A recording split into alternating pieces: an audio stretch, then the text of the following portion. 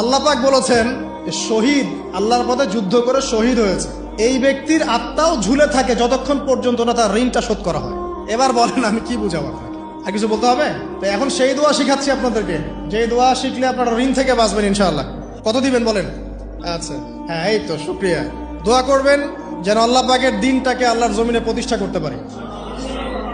আমার সাথে বলেন, দোয়াটা হচ্ছে আল্লাহুম্মা ইকফিনি বিহালালিকা আন হারামিকা ওয়া আগনিনি বিফদলিকা আম্মান সিওয়াকা। এই দোয়াটা ছোট না, এটা মুখস্থ করবেন, সেজদায় পড়বেন, নামাজের সেজদায় পড়বেন, আত্তাহিয়াতু দরুদ শেষ তারপরে পড়বেন, নামাজ শেষে হাত তুলে করবেন, যখন তখন শেষ রাতটা করবেন।